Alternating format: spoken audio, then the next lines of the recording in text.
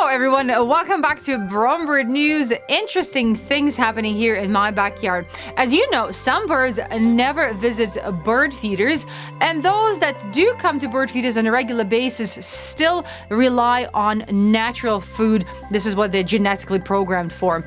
So in the past 2 weeks, I've been watching birds interact with the habitat that we've created for them in our backyard.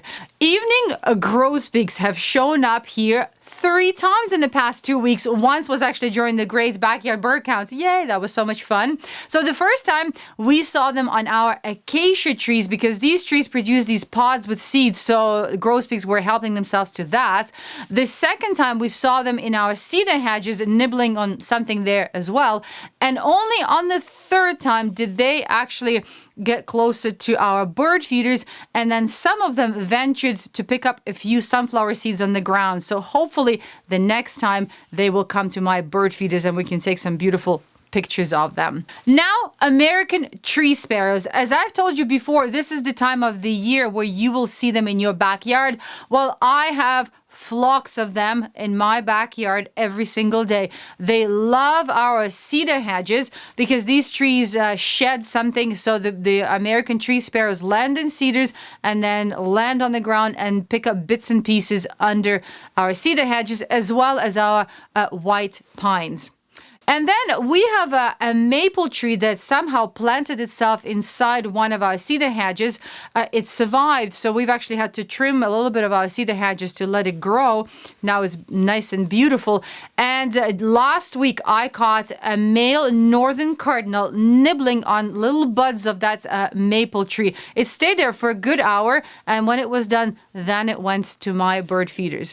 So since we're going into spring, and probably a lot of you will be thinking what to plant in your backyard, please consider buying bushes and trees that are native to your area and something that will provide food and shelter for your birds all year around. And another question about birds singing at weird times. This time, Elizabeth is wondering why a house finch would sing in the middle of the night. Hi, Elizabeth. I am aware that some of our songbird species do sing in the middle of the night. For example, I recall hearing a male white-throated sparrow singing at 3 a.m. on a starry night in the Laurentian Mountains in Quebec during late spring. But this is the first report I've had for house finches. Sometimes, if a bird is suddenly awakened by a noise like thunder, fireworks, or earthquake, even a sudden shaking of its roosting tree, it may burst into song.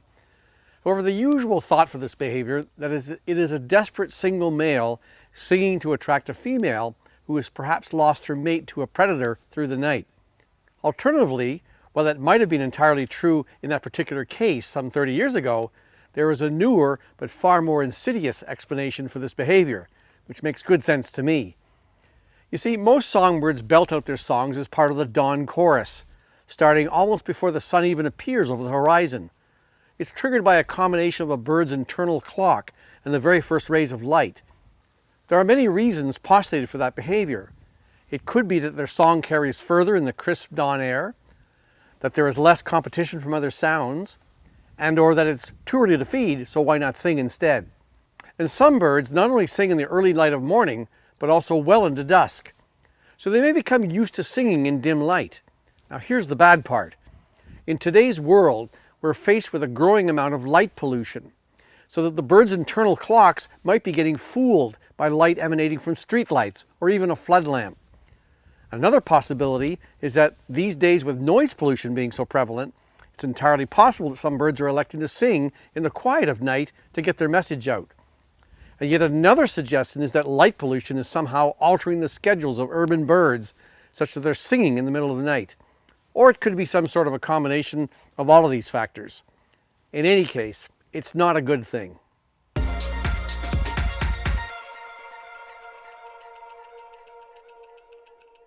Speaking speaking of native plants, we're getting ready to start seeds for our vegetable garden here indoors, actually. So we were trying to buy seeds from a local Canadian supplier, and then I thought, let me see if they carry any native flower seeds. You know, every summer I try to plant at least 1 or 2 native flowers in my garden, and sometimes I do struggle because a lot of garden centers and nurseries carry ornamental and decorative flowers, but not necessarily native. So I was actually thrilled to see how many varieties these guys had. So I got a few. They actually recommend starting them indoors a few weeks before, you know, the last frost. So I'm actually really excited to plant these and then to have nice seedlings. So when it's quite warm outside, I can see where I can plant them in my garden. So my environmental challenge to you is to find 2 flowers that are native to your area and plant them in your garden this summer. European robins in the UK are ticked off by the increased traffic, not because it makes them late getting to work, but because of the noise. A team of researchers in the UK collaborated with a crew in Turkey to study how urban and rural robins react to traffic noise.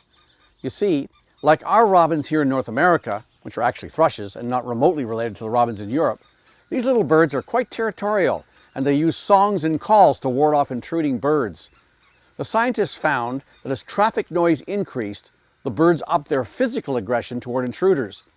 Essentially, the birds have to overcompensate when the traffic noise drowns out their territorial songs. The research team also compared urban robins with their rural cousins in a laboratory setting. They piped in artificial traffic noise and provided a 3D model of an intruding robin complete with song recordings.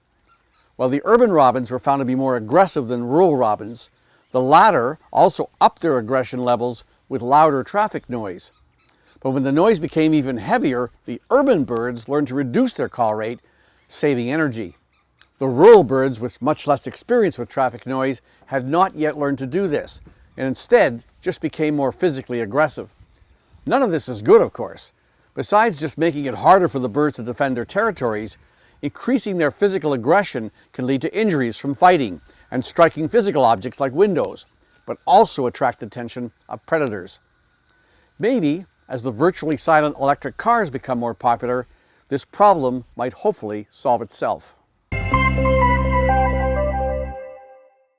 Can you find a bird here? Do you know which bird it is?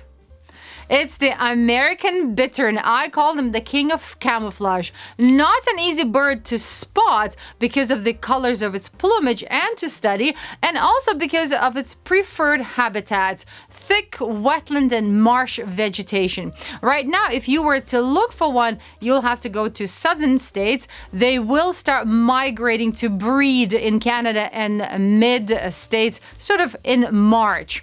My only encounter with them was a few years ago when we went canoeing in our local wetlands, and I haven't seen one since. Dan Hutchinson photographed them several times in British Columbia, and so has Steve Swearingen in Texas. As you can see, there is not much variation in plumage geographically.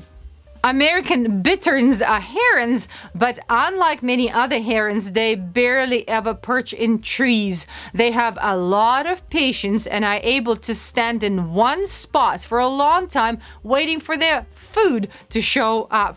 They camouflage mainly to fool their prey, not to avoid becoming prey. And they eat, well, anything that you'd normally find in wetlands, you know, grasshoppers, dragonflies, eels, water beetles, tadpoles, frogs, and so on. And if you cannot spot them in your area, you'll definitely recognize them by their song, their call. Check this out.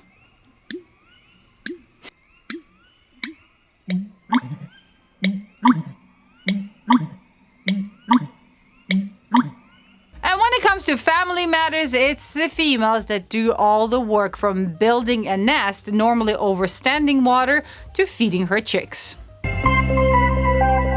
Well, that's it. That's all for now. Let me know what kind of native trees or flowers you are planning on planting in your backyard this summer. Take care, everyone. I'll catch you in 2 weeks.